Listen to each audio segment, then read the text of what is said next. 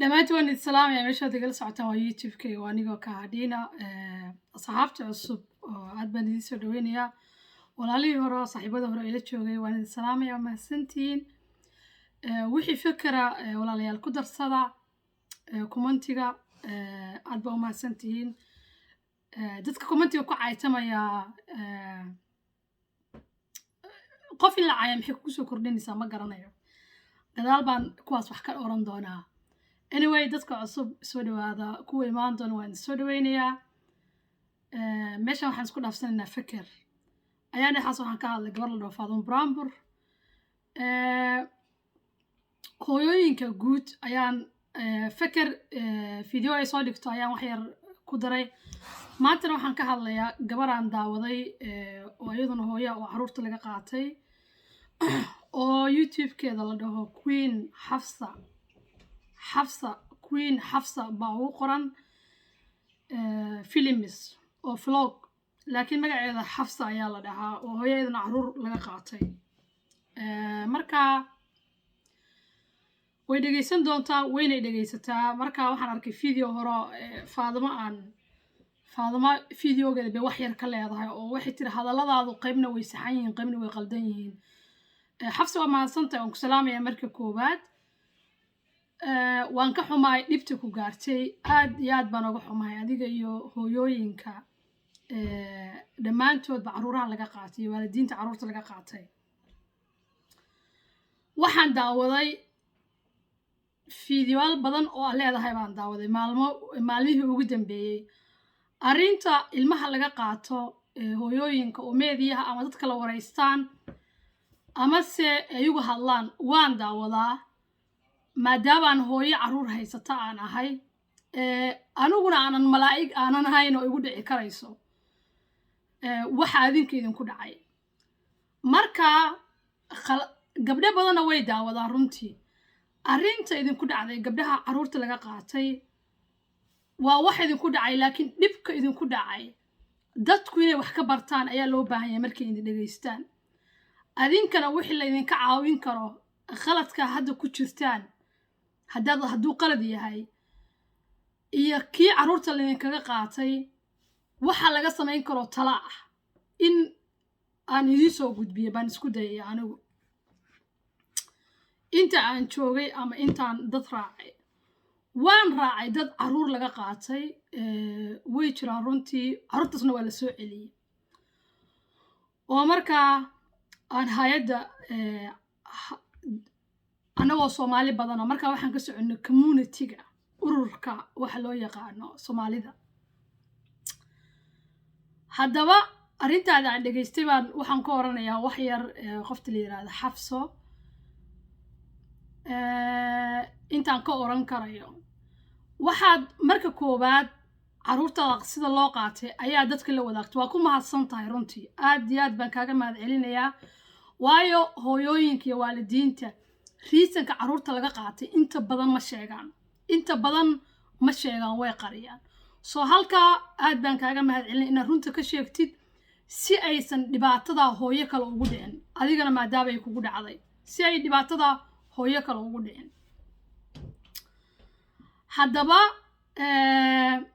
haddaba markaa bal waxaa cajiib ah waxa weeye ilmahaagii ayaad guriga uga tagtay oo 11 maalmood jooga waxaad ahayd umul 11 maalmood waa ilmo aad u yar mara yar intuu sanka iska saaro dhiman karaaba haddiise dowladdu badbaadinin iyo mid yaroo 1 sano iyo wax jira ayaa waxaa uga tagtay guriga waa arrin xanuun leh inaad samayso laakiin way dhacday waana dareemi karaa waxaad u samaysay waxay ahayd aqoon la'aan maada fahansanayn anugu kaama aaminsan inaad hooyo maaragtay xun tahay laakiin dhaqankii lagu soo koriyay ayaa wuxuu ahaa ilmaha waa seexsan kartaa waxbaad doonan kartaa halkan aanimid Yurub way ka bedelan tahay ilmo yar oo baby ah guriga kama tigi kartid dab baa ka dhici kara uuna dhiman karaa waalidku wuxuu noqonayaa dambiile soo haddaadan daawado hore aadan u ogeyn caruur aan qaan gaarin guriga ugama tagi karaysid hadday dhowr iyo 10 jira yihiin 13 iyo 14 iyo waa ka tagi kartaa oo meel waa soo qabsan kartaa adoo taleefanka kala soconaysid aysan hurdin hurdada ilmuhu aysan banaanka u carari kareen oo ay yar yihiin waxay sababi kartaa dab intuu dhaco guriga hadhow ma soo geli karta dab hadduu dhaco ilmahaagan way ku guban karaan halista ugu koobaad horta ku dhici karta waa taa dabkuna xilli walba ayuu dab dhici karaa soo halkaa waxaad qaadan kartid bahalka caruurta lagu kaxeeyo af Soomaali ma garanay wax lagu dhawa laakiin anaga waxaan dhahnaa Norway baan joogaa ban of bognaan dhahnaa marka bahalka yar caruurta lagu kaxeeyo oo baad qaadan kartay maadan qaadanin gabar kala sugi kartay oo ku imaata maadan sameeynin waxa dhan maadan sameeyay waa fududeysatay maamada waxay tahay markaan tabar hayana tala ma hayn hadoon tala hayana tabar ma hayo nin baa ku maahmaahay hadda ka hor qalad sameeyay marka tabarta haysay tala maad hayn talada ayaa ku sheegtay qofta leeyahay Xafso hadda laakiin wax bad way arag baatay caruurta marka waxay rabaan inay gacantaada ku soo noqdaan baa doonaysaa waana ku rajaynaya inay gacantaada ku soo noqdaan soo arinta adiga kaliya maada sameyn hooyooyin kala sameeyay guriga intii caruurta uga tageen laga qaatay in badan bay dhacday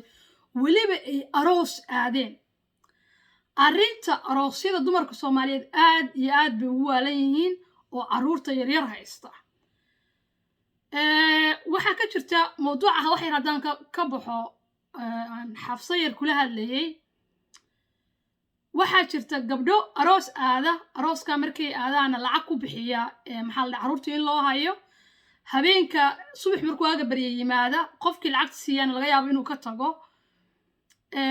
markaasna ilmihii aan hurdaan oo maalintii waxa guriga ka dhacay mararka qaar aysan ogaan kareynin waa arin halisa loona baahan yahay inaysan hooyooyinka sameyn arintaasna ay iska ilaaliyaan oo aanan aroos aadin caruurtooda yararka ah taas baan ku waanin lahaa anigu marka waxaa tiri ninka xawaalada baan u soo noqonayaa Xafsan u soo noqon tiri ninka lacagta ka dirsanayay ayaa ii sheegay maxaa la dhahaa qoliyaha caruurta qaata hay'adda caruurta qaabilsan ama booliska ku wacay iska badhe horta sharciga Yurub wuxuu qabaa wax la dhaho wax qasab kugu ah hadaa aragtid ilmo dayacan hadaa aragtid qof laamiga ku dhacay hadaa aragtid dhibaato waa wax qasab kugu ah inaad hay'adaha nabad sugidda ama hay'adaha ku shaqale marka aad telefoon qabadsiisid hadduu ninkaasu waxay ahayd anigu siday aniga ila tahay inuu ku dhaho sharci ma ahan caruurta in guriga looga tago caruurtaada hayso haddii kala soo kaxayso hadduu fahansanaa sharciga waddanka laakiin maxaa ku kalifi kara inuu ku yidhi imow haddana uu maxaa la dhahaa uu booliiska telefoon qabadsiiyo oo uu dhaho Xafsa caruurta way ka tagtay caruurtaa waan u warwarayaa ma wuxuu arkay caruurtaada hore u dayacan soo halkaas su'aal baa ka imaan doonta mid kala jirto oo labaad reerka deriska haddii ku dacweeyaan deriskaaga waxaa leedahay deris badan for example 20 baa kuu dhow deriska way ku dhihi karaan deriskaa noo soo sheegay ama qof maqlay laakiin magaca qofka inay sheegaan Yurub sharci ma ahan magaca qofka waxaa jira wax la dhaho sir qaris oo hay'adaha markaa waajib ku ah hay'adaha dawliga ah inaysan sheegi karin qofka markaa caawinaya ilmaha wiilkaaga yarka oo 12 bilood jira ma mudnaa in la caawiyo haa wuu mudnaa wuxuuna mudnaa in adiga lagu dhaho ha ka tagin haddii adigu markaa haddaad 100% hubtid ma garanayo qofka ku jaajuusay qofka booliiska wacay soo taa waa waajib in booliiska la waco haddii ilmo dayacan yihiin Soomaali caddaan Afrikaan kale waxay rabaan ha ahaadaan haddii markaa aad furahaynin ama waalidka aad wici kareen oo dhihi kareenin maxaa la dhahaa ilmaha maaragtay ilmaha sida ha u galin oo gurigu cid leeyahay waa inaad booliiska wacdaa sida u badbaadisa ama ooyin badan ay maqlaysid waxaan u soo gudbayaa waxaan daawaday video caruurtaada ka duubtay caruurtaada ka duubtay Xafsooy dhowr jeer baad caayday wiilkaaga yarka ah kaamiraad ka duubaysay gabadha haysanin ogoleen baa laga yaabaa wajigooda wuu qabtay cunugaaga waad cayday saqajaan baad ku tiri markuu bahalka derbiga uu qabanayay dhowr jeerna waxaad ku tiri dameer yahow waad ku tiri dameer yahow markuu foorarsanayay oo kabaha xiranayay waxaad ku tiri waryaa futada qarso eelayahow baad ku tiri futada qarso okay caruurtaadii hadda kaa maqan oo 6 jira cunugaaga hadda aad video ka soo duubaysay oo adoo public ka hadlayo oo balaayiin qof ay daawan doonto YouTube-kaaga taariikhdan weligeed ku jiri doona haddaad videoga aad ka xirin xanuun intee la eg bay tahay hooyada markay ku dhahdo dameer saqajaan eelay waxyaabaha eelaydu dad xun maaha oo dad Soomaaliyeed marka laakiin ilmahaagina ku dhahdo dameer yahow cunugaagu dameer maahan xafso abaayo waxa weeye waa wiilkaagii waa dhiigaagii waan ogahay waa jeceshahay maxaa kalifaya markaa xafso inaad sidaa u caydo waxaa kalifaya dhaqanka naloo keenay waa dhaqankan ku kornay in caruurta la caayo in caruurta la dilo in caruurta laga tago dhaqankii baad weli qayb ka haysataa hadalladaada waxaa ka mid ah inaad isbeddel badan samaysay aadna samaysay waxaa loo yaqaanay isdhexgal integrating aad samaysay waa arrin fiican ayaduna weli laakiin waxaad u baahan tahay mar walba waxbaad baran doontaa laakiin waxaan si walaaltinimo leh hooyanimo leh dadnimo leh kaaga waaninaya inaadan wiilkaaga ama caruur kale marna aadan dameer ku dhihin videoga kuugu jiro YouTube-kana inaad edit ku samaysid oo ka bedeshid erayada YouTube-kaaga waxaa inaad caruur ka hadlayn ama caruur soo gelinayn ayuu sheegayaa waayo caruuraha inta badan haddii haddaad YouTube-ka markaad video gelinaysid wuxuu ku siinayaa wuxuu yahay videogan inaad sheegtid marka hadduu caruur yahay oo aad dhahdo waa caruur dadku commenti kama bixin karaan videoga aad geliso ilmo yahay ilmaha dad baa cayn kara dad baa dhibaateyn kara soo taa waa taa laakiin waxaan aad uga xumaaday oon la argagaxay ilmahaagii oo kaa maqan inaad weli sii caytamaysid ooda weli aad u baahan tahay inaan markaa wixii talaa aan ku siiyo iyo qaladaadka aan kaa arkay anigu ahaan ama dadka kaleba laga yaabo inay kuu aamusaan laakiin anigu intaan kaa arkay oo fiicnaanta iyo intaan kaa arko qalada baan kuu sheegayaa si aa u saxdid ilmahaaguna usoo noqdaan wiilashaada wiila yaryar oo qurux badan bay ahaayeen fideoga kaloo labaad oon daawaday caruurtaada markii la isku keenay caruurta oo meesha lagu keenay waxa weeye waxaad samaysay kuwa yarka markay isla joogeen waxaad ku mashquulsan tahay inaad video ka duubtid ayaga haddaad jecesha inaad video ka duubtid oo aad history ka reebtid waa wax fiican runtii ma aha negative laakiin waxaa fiicnaan lahaa qof labaad inuu kula socdo ama mobilka biro la saartaa jira aad yaraa ka fogaysid meel oo sidaa u saaratid oo aad socon karaysid ciyaalka intay kula joogaan aad jaana siisatid laabta aad gelisid la sheekaysatid ayaga aad maxaa la dhahaa saartid focuska laakiin intay kula joogaan haddaad ka daartid maxaa la dhahaa video un ku duubtid marka maalintii yareeda kuu imaadeenna waqti badan ma siinaysid haddii kale inaad kala qaybsatid waa aniga siday ila tahay walaal iga raallaahaw siday ila tahay maadaama adigu intaad YouTube-kaaga soo gelisay aad nala wadaagtay fikirkaaga iyo noloshaada ayaan wax ka oranayaa anigoo isku dayay inaan xaqna aadan igu lahayn inaan kugu xadgudbo laakiin aragti iyo siday aniga ila tahay ama ila fiican baan kuu sheegayaa sida aniga ila tahay way dhici karta inay kula xuntahay xaq baadna u leedahay inay kula xumaato walaashay macanto so haddaad laabta gelisad aad u haystid aad maaragta waqti siisid taas baa ka fiicnaan lahayd erayada caydaana maantay videoga duubta ha kugu dambayso weligaa caruurtaada ha caayin waxaad sheegtay inaad nin leedahay soo inay caruurtaada kala aaba yihiin iyo ma garanayo asaga inuu ku raacaa fiican runtii oo videoga markaad duubayso kuu qabto una ku sibood garay hadduu ii dhegaysanayana waan ku waaninayaa inuu garab ku siiyo hadduu caruurta dhale oo garabku siin waayana runtii waa aabbayaasha dambiilayaasha buu ka mid yahay oo kaalintii caruurta la qaatay iyo kuwaan la qaadanba gabay aniga sida ila tahay laakiin kuma degdegayo waxaa laga yaabaa inuu shaqeeyo inuu xilligaa mashquulsan yahay laakiin maalin inuu fursad ku siiyo ayaan aniga ila tahay runtii waadna mudan tahay in fursad lagu siiyo oo aabbo uu ku garab istaago ninkaaga tan kaloo qaladka labaad oo aa gashay waxaa weeye saddexaad ah oo hooyooyinka badanka ay galaan fideogay hore aan ku sheegay haddii caruur lagaa qaato uur ha yeelanin ilaa caruurta lagu soo celiyo waayo waxaad qoran tahay khayr mas-uul waxa loo yaqaano hooyo gabtay mas-uuliyadda caruurteeda marka haddaa uur yeelatid ilmaha waxay ku baxayaan kiiskii hore baa cunuga automatic lagaaga qaadanaya soo adiguna waad samaysay faadan buraanburna way samaysay gabdho badanna way sameeyeen oo caruurta dib baa looga qaatay wiilkaaga yar waxaa tiri markaa adoo umula lagaa qaatay rafaad baad ka sheekaysay aad baan uga xumahay xanuun iyo runtii murug iyo madow weeye waan ka qaracmaday runtii aad baan uga qaracmaday laakiin waxaa weeye hadda waxaad dhehaysa markaa uur kalaan yeesho iga soo dulmay oo afraad oo ilmaha kaa maqan maaha yacni halkaa ilmahaad ku dhashay ayagoo ilmaha kaa maqan yihiin okay marka xaftay waxaa weeye sumugid lagaa qaadanayo kiira waa lagaa qaata kana waa lagaa qaadanaya marka maxaa sababaya adaan su-aasha ku weydiinayaa inaad okay waxaad tiri ilmaha anoo iska xiray waxay ku beermadeen makaanka sorry waan dareemay inay makaanka ku beermadeen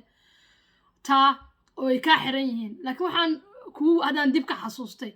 waxaan kugu waaninayaa inaadan uur yeelan ilaa caruurta kuusoo noqonayso haddaad dhashatid ina caruur dhashid haddii kale oo dhammaan adiga keliya maahane dhammaan qof kastoo daawanaya fideogan hooyaa caruur laga qaatay ha dhalin caruur kale caruurta lagaa qaatay waxaa lagaa qaatay kuwaa damboo dhashidna waa lagaa qaadanaya sharciyada yurub iyo ameerika inta badan waa saas waayo waxaa qoran tahay waarid dambiile ah waxaa jirta erey ah inta badan isticmaashid markay kula joogeen gabdhaha caddaanka oo caruurtaada hayay waxaad tirahdaa cunsuri ereyga cunsuri waxaan kugu waaninayaa way yaqaanaan dadka badankooda hadalladaada aad dhehaysid waxaa jirta aniga markaad faadmo buraanburaan ka hadla waxaad tiri inaad dhahdid cunugaaga waxbaad ka ogtahay salmaan ma ahayn booliiska baa adigu usii sheegaysa hadalkana waa la turjumaa la geliyo maxaa la dhahaa ii sheeg youtube-ka haa waa laga yaabaa in la turjumo inkastoo aanan ogeyn in la turjumo laakiin haddii loo baahdo hooyo ilmaheeda la qaatay oo dabagal lagu hayo waxay samaynayso waxaa laga yaabaa 95% in la turjumo way dhici karaysaa anigu markaa haddii waxaan idhaahdo waan ka jawaabi karaa haddii booliis i weydiiyaan xaq baan u leeyahay qof muwaadina waxaan ahay soomaaliyeed inaan talo idin siiyo ilmahayna haddaa dadka waaridka oo caruurtaada marka haya adaan kuu soo noqonayaa xafsa gabadha la dhaho queen xafsa ilmahaaga dadka haya haddaad dhahdo oo tana waa cunsuri ereygaa dib buu kugu soo noqonayaa marka cunsuri waxaa la dhahaa waa af carabi laakiin waa qof midab ahaan kuu necab midab ahaan buu kuu necab yahay dadka midab ahaanta u necab hadday ku caddaato maxkamad baa lala kori karaa yurub inaa qofka midab lagu nabcaado ma ahan waa wax aad iyo aad loogala dagaalamo aana ku dacweyn karta haddii lagugu sameeyo waana nagula sameeyaa dadka madowga laakiin hooyo ilmahaaga haysa cunsuri miyay noqon kartaa maya anigu sidaas bay la tahay laakiin ma noqon kartaa naag ilmaha isjeclaysiisa oo adiga kaa xigsato way sameeyaan haa waan kugu raacsanay xafsayo taa way dhacdaa inay marmarka qaar ilmaha isxijiyaan oo ay laxajeclo gasho markay muddo hayaan waxaa la yidhi baadi kugu raagta waxaad moodaa maalkaaga sow waxaana keenaysa inay muddo la noolaadaan caruurta markaas inay isjeclaysiiyaan soo way dhici karay qof xunna wuu jiraa waan kugu raacsanahay inay labada naagood mid xun tahay way dhici karaysaa laakiin ereygaa kuma fiicna adiga aad cunsuriga dhahdid talaankaasina inaa qaadatid iyo inaa iska daysid adiga unbay abaayaday ku khusaysaa qof kastoo gabarana waan usoo jeedinayaa talada oo youtube-kayga amase hadalkaygan dhegaysan doona faanbraambur laftirkeeda waxaan arkaya wax yar haddaan ku daro iyadoo qoraysa booliiska dhahaysa cunugeeda isku dhiib booliiska ma dhegaysan fideoga laakiin qoraalka aan koraan ka arkay wiilkeeda Salmaan meel baa joogtay booliisku isku dhibay dhas waa arrin fiican inay dhahdo waa arrin fiican waayo haddaad waxa la yiri durbaan ama gacantaada ku jira ama gacalkaha ku haye hadduu dawladina ka tagay ayadana la joogin halis wuxuu yahay baylaxda dad kale oo cadow ayuu gacanta u gali karaya soo inay la shaqeyso oo dhahdo soo noqo meesha joogtid baan waxaan ka aaminay inay ayadu og tahay Faadimo meeshu jiro wiilka yarka Salmaan yare waana wiil dhalinyaro marka hooyaduna inay isku daydaan oo ceeb uma arko inay ilmaheeda la fakato ama ay badbaadiso waayo anagu waxaan aaminsanahay haddaan hooyooyina ilmaheena waa nolosheena saas baan aaminsanahay laakiin qaabku u baxsaday waa qaab u baahan tahay in loola shaqeeyo haddii adigu kula joogin meel aad ku ogeen saas ayaan ka waday runtii guntii iyo gabagabadii hooyooyinka Soomaaliyeed gabar baa commentiga waxay igu soo qoraysay fiidiyowga hore waxaan iri hooyadii way dishay hadda ka hor hooyooyinka dadka way dilaan hooyo walbo Soomaaliyeed 95% way dilaan ka badanba iyo aabayaashu wadanka markii la joogo way dilaan qof aan la dilin oo gabar ma leh qofka doqonka moogto dhagax iska tiro iska caytimo waa wax isaga gooni ah kaasu waa iska ka laakiin caruurtii la dilo waa dhaqan Soomaali dhaqan bay ka dhigtay waa dhaqan xun oo fool xun oo u baahan inaan burburino kana hortagno waalidka wuxuu kugu sameeyay in la sheego waa xaq adoon waalidkaaga caayan waalidkiisaas ugu sameeyay hooyaday intay taqaanay bay samaysay bis caruurtu waa la gubaa haddii isku kaadiya haddii ciid cunaa waa la gubaa afka basbaas loo mariyaa gabdhuhu haddii wareegayo dhowr jira ah siilka basbaas laga mariyaa waxa dhan way sameyn jireen hooyooyinka been ma ahayn ilaa hadday sameeyaan way socotaa wali inqaab xun bay caruurtu u geystaan waalidiinta Soomaaliyeed badankooda Yurub ayagoo joogaan macaa way caayaan way dharbaaxaan way habaaraan ilmahaaga ha habaarin anigu waa iga talo ha caayanina iska daaya soo dhaweeyo oo ilmaha waxay nagu yihiin ma garanaysaa waan anaga dhalnay go'aan ayagu may lahayn nama dhihina dhala marka waxaan u baahanay inaan jacayl siino inta aan siin karno xanaaneynana intii ka korayaan baa iga dardaaran guud ah waxaan ku soo gabagabeynayaa hadalkayga walaashay waxaan rajaynayaa inaan Xafso iyo Faadimo labadaba inaysan ii arag inaan ku diganayo kuma diganayo xaasha lillah ma mudnidin inaan idinku digto adinkoo kalaan ahay waxbaa idinka qaldamay khaladkii qaldamay oo idinku ka hadlaysaan intaan u arkin wax laga sixi karo baan idin sheegaya anay bari ugu dhici kartaa oo idin dhihi kara halkaan soo fariisan kara ciyaalkii laba la qaat waa ciyaal baan haystaa caruuraha maxaa lagu qaataa qalad aan sameynaa lagu qaataa soo bari inaan qalad sameyn doono I don't know ina adigu qalad ku socon doontaa ma garanayno qalad baa dhaca waxaan aaminsanahay anigu inaan ilmaha la iska qaadan been lagu qaado anu taasaan aaminsanahay runtii waxaan u baahanahay markaa loo yaro adag iyo talo badan iyo inaan iswaanino waxa la jiirki lahaye jiriidka ma qoslo anigu waxaa tiin dadkaygii waxaan isku luuqad waxaan saameynaysa isku dhib waxaan joognaa isku wadamo marka in kuma digan karo waa foolxuma inaan idinku digto waa doqonnimo inaan idinku digto ma samayn karo laakiin waxaan soo sheegay waxyaabaha aan u arka qaladka u baahan inaad qaladka qabataan iyo siday tahay baan idin sheegayay qofku markuu xanuunsanayo oo dhaawacmado oo dhibaato gaarto waa khasab inuu xanuun marka laga hadlo oo ay isdhaahdo sax inuu xanuunsado waa idinku raacsanahay ina hadalkayga laga yaabo inaad dhibsataan 100,000 oo jeer baan idin raali gelinayaa wuxuu idinka qaato waxaan idinka anfaco oo talaa ka qaata dhammaan gabdhaha caruurta laga qaatay caruurta Soomaaliyeed aabayaasha runtii wax badan aaba garab taagan hooyo ma arko hadda adiguna ma arko aabahooda isagoo ku garab taagan Xafso iyo Faadimo labadaba dheen aabayaashu inay la joogaan kuwaan la joogina kaligood baa iska ooyo iska rafaadsan marka waxaan rajaynayaa in la helo aabe garab istaagan caruurtiisa uu aabaha u yahay taana waa dulinimo ragga ku dhacday waa oo ragga kaligiin ma tihidin hooyo walba waxay la joogtaa caruur bay kaligeed meel la joogtaa badankooda soo intaasu waa intaa mid kale idinkugu daraya waxaan xasuustaa anigii soo martay maadaama aan hooyooyinka ka mid ahay oo idinka mid ahay anu waxaan xasuustaa anigoo 2 caruur oo yar yar haysta waxa ii dhawaa dukaan caruurtooda markay aad ku yar yaraayeen dukaan yar oo laamiga markii hadii loo gooyo aad joogto oo joker waxa la dhahaa 7-11 oo 24 saac furan meelaha qaar wadankeena soo xilliga uu soo galo maaragtay xilliyada gududan loo yaqaano Yurub oo maaragtay xiran yihiin oo meel walba la xiro meelaha furan weeye inta badan waxaan ka hadlay waxaan xasuustaa weligay kamaana tegin ilmaha meesha siyarta oo laga tilaabay waxaan sameyn jiray iyadoo winter ah inaan dhar u xiro wax dhan u xiro aan ku rito waxaan ogaa ilbiriqsiye yar oo ilmaha ay ooyaan oo telefoon la waco xitaa anoo jidka ku soo jira hadaan iska hornimaano booliiska iyo dadka in ay lagama akhrisanayo waxba lagama akhrisanayo soo weligaa ilmahaaga guriga ha uga tagin weligaa ilmahaaga ha cidlaynin weligaa ilmahaaga ha dilin ha aayin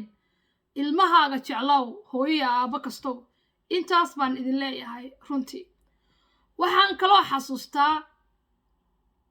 ayadoo labadeeda wiil mid la qalay oo caloosh ka qalan yahay kan kale aad buu u yaraa marka kaligay baa istaarka ku hayay waa arinta hooyooyinkan haysato wax walba kali baan ku nahay ma garanayo waxa nimanka caruurta ugu abtireyno dhibala ka siiga marka kaligay baa ku hayay isbitaalka runtii waxaan aad iyo aad u xasuustaa oo aan la murugoon jiray oo wiilkay waxaan soo kala waa mid yar oo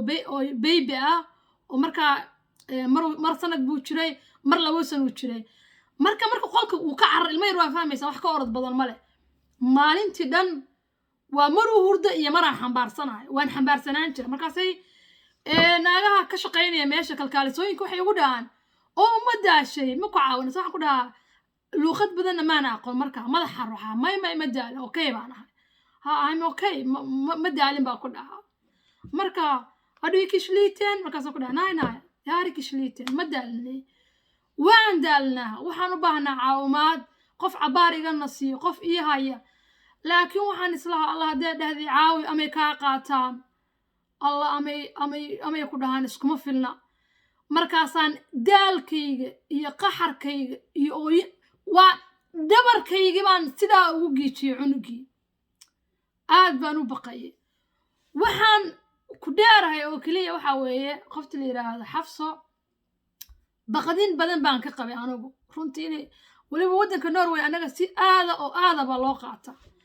maalin baan xasuustaa la yimid oo lagu yiri hooyo kaliya tahay qoliyaha caruurta waxaan rabnaa inaan ku caawino oo mararka qaar maxaan ka caawin kasaan ku yiri may hay caawino waan isku filnaa marka waxaan ku yiri dadka ma caawisaan ilmahaad ka qaadataan marka sinaagti yaabto may waan caawinaa mayaan ku yiri ma caawisaan hooyooyinka waa dhibaataysan waana ka aaminsanaa 100% in hooyooyinka dhibaateeyaan laakiin runtii way caawiyaan hadda ka bacdi baan fahmay markaan muddo dheer deganaa haddaan bariga dhihi lahaa qof hala ii soo diro cunuga iga haya mararka qaar intaan kan ku jiro way caawin lahaayeen waxaan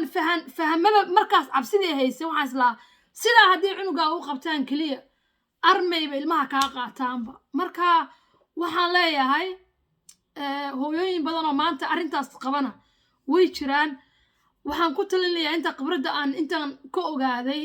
haddaad caawimaad u baahan tahay ama qalliin lagugu sameynayo ama ilmo yarar aad haysatid weydiisa caawimaad waxa dhada mararka qaar waxaan u baahanahay inaan adeeg la ii keeno ama waxaa la ii sameeyo soo weydiiso caawimaad way ku caawinayaan hadday maaquul tahay waxa dhahdaa waxyaabaha qaar baan u baahanahay ama waxaa in layga caawiyo soo haddaa caawimaad weydiisatid laakiin haddaa dil ama dayac lagugu arkaa ama ilmihii aad ka tagtay cillo markaa waa lagaa qaadanaya intaasaan kusoo gabagabaynaa waa intaan ogahay waxyaabaha kaloo ayaguna aadka aan hooyooyinka ugula talinaya keligooda waxa weeye waxaa jirta meesha xanaanada ama iskuulka markaa waraaqda buuxinaysaan waraaqda markii la buuxinayo waxaad ku buuxinaysaa magacaaga iyo qofka kaloo masuula hadduusan jirin waxaa lagu leeyahay yaa lagu wacaa yaa haddii dhibaata hadday dhacdo yaa lagu wacaa waraaqda markaan buuxinayo intaan qalinka sidaa u qabto ayaan aamusnaan jiray muddo 12 daqiiqo markaasaa ilmo iyo diif baa iga di'i jiray mar walba waraaqda aan buuxinayna waxaan ku buuxin jiray meel maxaa la dhahay dadka ka fog aad baan waxaan ka oyn jiray qof aan qofna haysan ka waran qofna walaal iima joogin aniga dad ehel iima joogin nin ilama joogin dadka aan bartay oo dariskii waxaa ma ahane oo dadka aan aqaano ma garanaysaa oo hay dhahna ma ahane oo Soomaalida qof aan ku qoro meesha ma lahayn marka waxaan go'aansaday haddaan ama dhinto ama ay dhibaato igu dhacdo maxaa la dhahaa ii sheeg ilmahayga waxaa dawladda caawinayso marka berigaas haddaan hadda saa wax u fahansanaa lahaa waxaan dhihi lahaa waan weydiin lahaa talo anigu qof ma haysta haddii wax dhacaan maxaan samayn karaa wuxuun baan weydiin lahaa waan isciilkaan bihi jiray waan murugoon jiray waan calool xumoon jiray ilmo badan baa iga di'i jirtay waxaan nacbaysan jiray nimankii ilmaha aabbayaasha u lahaa aad iyo aad baan u nacay waxaan dhihi jiray sidee baan keligay mas-uuliyadda carruurtan u qaaday markaan waxaasoo kala arko daalka iyo waxaa ma xasuusan jirin laakiin waraaqdaa keliya waa waraaq muhiim ah waxbaa inagu dhici karta haddaa gaari weyto gaarigaa shul kula geli karaa waad xanuun degdega wadnaha dhibaato dhan waad dhiman kartaa emergency baa u baahan tahay qof yare ilmahaagi kaa caawiya hooyooyinka marka waxaan leeyahay haddaa qof saaxiiba garanaysaan ama qof aad ku kalsoon tahay oo inta la waco taleefka qabanaya waraaqda meesha laga buuxiyo qofka ku buuxi haddaa ilmuhu yara ku waaweyn yihiin oo cunug weyn aad leedaho 17 gaarayna asigu ku buuxi haddii wax kugu dhacaan sida loo caawiyo waan idin dareemayaa markaa dhibaatada way xanuun badan tahay hooyo walba ilmo laga qaatana way xanuun badan tahay mar kale aan ku celinayaa ma mudno in waalid ilmo lagu qaatay in lagu digto qofka ku digtana waa qof liita waxaan idin rajaynayaa inaan ilmaha idiin soo noqdaan dhammaan hooyooyinka carruurta laga qaatay runtii laakiin walaalayaal ilmaha dhalinina inaad markaa dhabta saartaan inaad ku dadaashaan ilmaha inaad u naxariisataan ayaan aad iyo aad inkugu boorinayaa xabso waxaan leeyahay runtii arrin fiican baad samaysay inaad luuqadda baratay aad shaqaysatid waan kugu ammaanaya wax fiican baad samaysatay inaad noloshu naxdinta ay kaa burburinin waan kuu hambalyaynaya walaal hore inaad u socotid baan kuu rajaynayaa waan kaaga mahad celinaya inaad aniga iyo dhammaan dadka kale aad la wadaagtay waxa kugu dhacay wixii lagaa siin karo waan isla soconaynaa haddii ay ku cajabiso hadalkayga iyo waanadayda iyo waxa khibradda aan soo martayba commentiga igu reebi kartaa waad mahadsantahay haddaad dhaliilaysid macaa waa okay wada dhaliili kartaa wax dhigi kartaa qodobkaas baad ku qaldan tahay oo kaas baa ku socon in lis dhaliilo ayadoo lis caayeen oo lis cuneen sida dadka qaar ay sameeyaan waa wax caadi oo maangal ah oo macquul ah qof anigu miihi maxaa la dhahaa qof yacni waxba aan qaldin oo miihi qof caadi waxaan ahay aragtideeda la dhaliili karo aragtideeda wax qalad ka yihiin waxna ay sax ka yihiin soo guntii gabagabadii saas baan idin leeyahay soo dhawaada hooyooyinka فيديو waxaan ku qori doonaa magaca gabadhaas maadaama ayada aan ku soo qaatay wanigoo ka hadhiina meeshaad igala socotaan waa YouTube-kayga ka hadhiin walaal haddii aad ku cusub tahay soo dhawow share dhe gaarsii hooyooyinka kale waxaan ku darayaa wixii aad rabtid haddaa Norway la joogtid ama aan kaa soo wici karo Facebook-gayga baad igu soo reebi kartaa fariin ku ah aad rabin inaad public ku soo qortid ama aad iga weydiin kartaa Facebook-gayga ka hadhiin sir inay la wadaagto ma baahnid laakiin wixii tala ah oo macquul oo guud ayaad fiican inay la wadaagtid inta badan dadka sirta markay la wadaagaan way ka shalaayaan way dhibaatoodaan marka qofaada aniga iyo qof kale baad ku kalsooneen 100% oo sheeko wadaag aad la ahayn hala wadaagin sirtaada soo taana waa iga tala weeye waan idin salaamaya walaalaha sharafta